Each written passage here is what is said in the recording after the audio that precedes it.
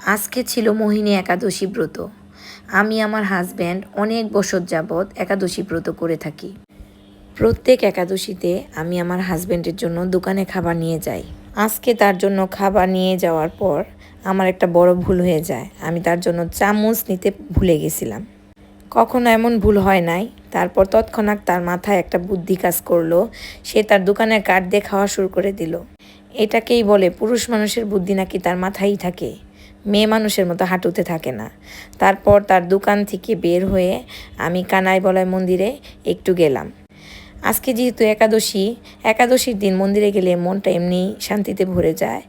তারপর মন্দিরে গিয়ে দেখি ভগবান নিদ্রায় আছে। মন্দির দর্শন করে বাড়ি ফিরে আসলাম।